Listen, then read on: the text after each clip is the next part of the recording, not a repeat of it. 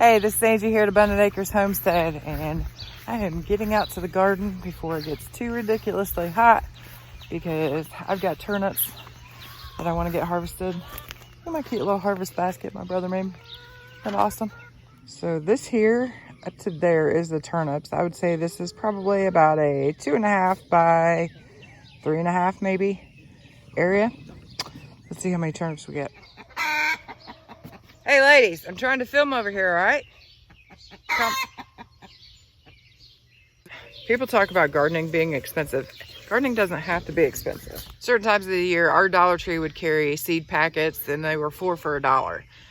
This was actually just one of the turnips I got from those seeds. So this area right here literally cost me $0.25 to grow. And I'm gonna weigh it up just so I can show just how cheap it can be to grow your own garden and get your own food. Because this Dollar Tree, I mean, that alone is probably worth the 25 cents. Another good thing about turnips is this is actually a double crop because not only can you eat the root, but you can actually eat the leaves as well. We're getting close to the middle of July, and not saying that you can't eat these, but they're not gonna be as good as the ones that you're gonna get in the fall. And you would just fry them up just like you would regular greens. Being we're in the middle of summer, my chickens are gonna get these. Do you guys hear that? I may have to reconsider having the chickens right next to the garden, especially if I'm gonna do YouTube videos, because that's getting a little ridiculous. Now, I will tell you, the ones that are this big, that's probably a little past where I would normally want to be pulling them. It only takes 60 days to grow turnips, so once you get them planted,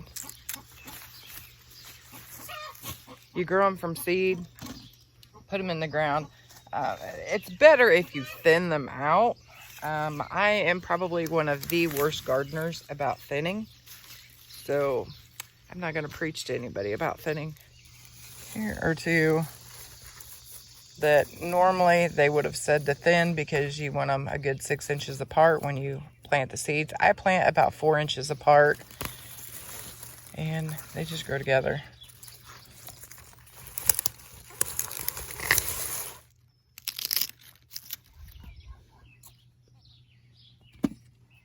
Now I know a lot of keto eaters really like the turnips because they use the turnips to replace potatoes. So if you're on a keto diet, 25 cents, you can have a lot of food.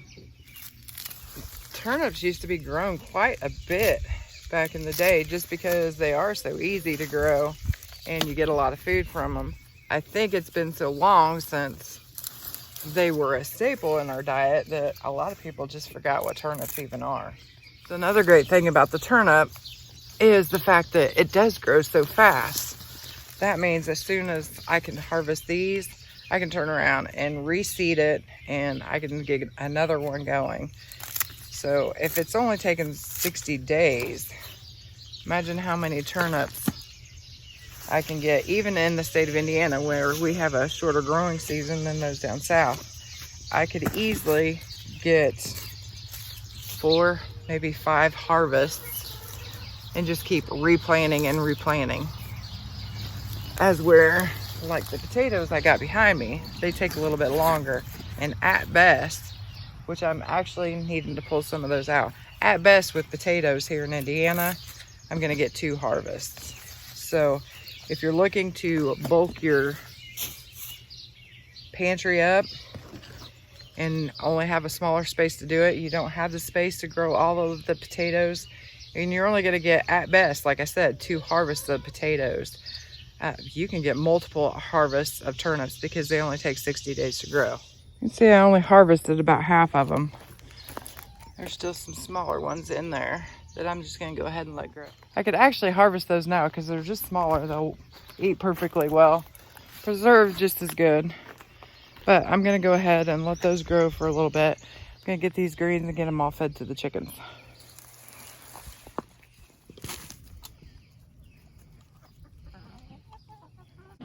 Just out of curiosity, I want to see how much weight we get. There we go. Let's just see. 1 pound, 7.5 ounces for less than a quarter. First thing I'm gonna do is just get them all washed up. I don't really have to worry too much about it because we grow organic, so there's really not a lot to clean up other than just getting the dirt off of it. And to wash them off, I just use this little scrubber brush here. There are several different types of turnips as far as like varieties go. They're yellow, there's white. These are obviously purple top.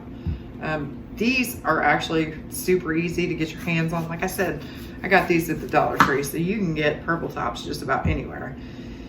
I've heard that the white ones tend to be a little bit sweeter and the yellow ones tend to be a little bit smoother. So if you're looking to up your turnip game, you might look at those, but these have always done us just fine.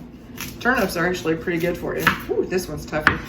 The bigger they are, the tougher they are too, by the way. So don't let them get this big. I would say this is about as big as you want it to get, like a baseball. Anything over a baseball, you're gonna end up with tougher root. I mean, you can still use them. I'm just saying that this is better size than what this is.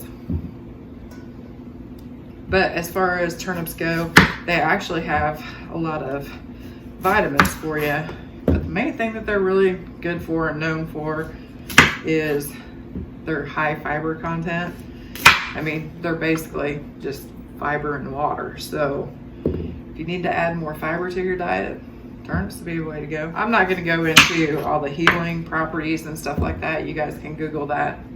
There's tons of information of the different vitamins and minerals and stuff that you can find in here. One thing I did find that was pretty interesting was treatment for gout. I am not a doctor, so this is not any sort of medical advice. Go see your doctor for that. But what I heard was that people would use turnip water to treat gout. What they do is they would just boil their turnips, like I'm gonna plan to do.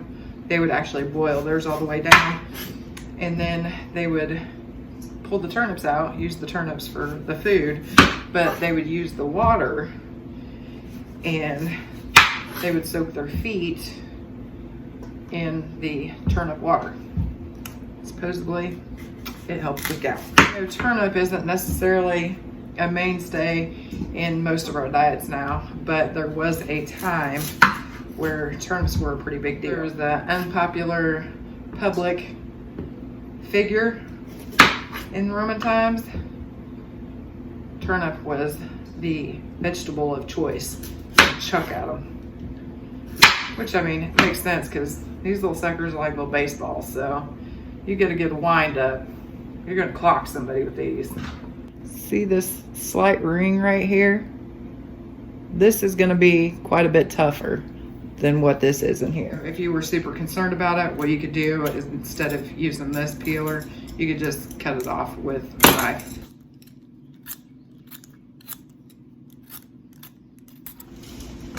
Okay, we got everything peeled.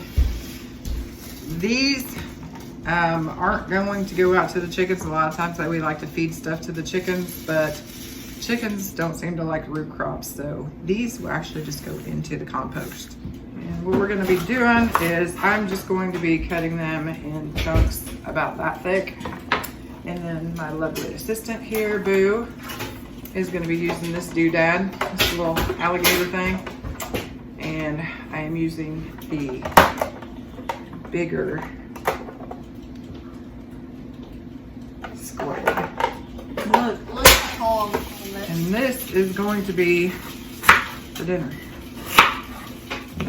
As far as turnips go, the texture, I would say the texture, you could actually eat turnips raw. I don't particularly care for them. There's just not really a lot of flavor, and what flavor is there is just kind of but as far as the texture goes, the texture, I would say it's kind of in between like a potato and an apple.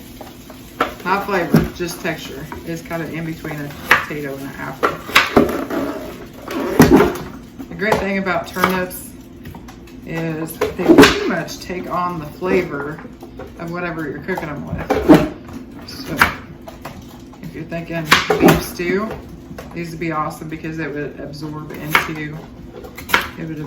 of the flavors of the beef stew. Pretty much just about anything. It also is excellent if you want to make potato soup and make potatoes stretch a little bit further, because potatoes are kind of getting up there in expense. Again, these cost less than 25 cents, so you can mix these in with potatoes and your family probably won't even notice the difference.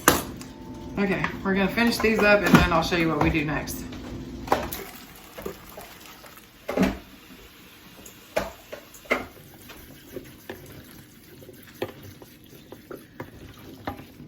This is just a little bit of olive oil, maybe 2.5-ish.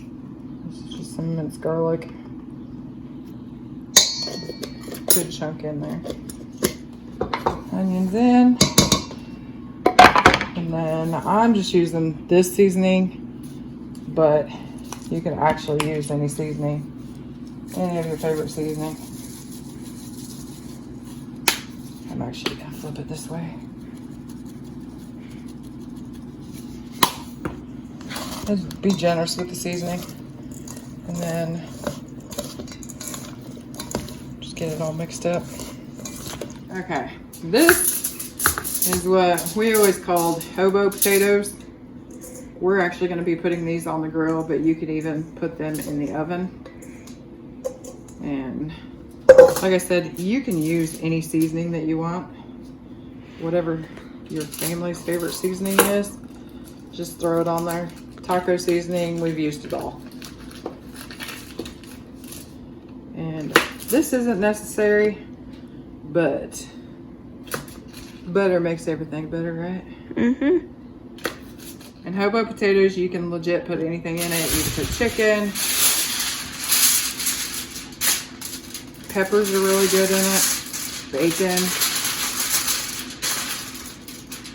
We had this growing up a lot because this is perfect, easy way to cook potatoes, and you can do it on an open fire because it is surrounded with the aluminum foil. So we've had it on open fire quite a bit.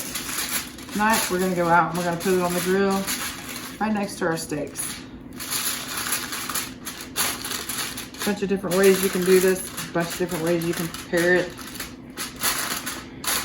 Hobo potatoes, but this is more hobo turnips. Okay, ready for the big reveal? Yep.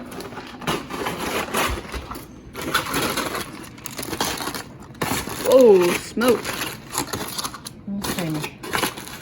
Leave them in longer and they'll brown even more, which is our favorite way. But we're hungry, so we're eating. Starving.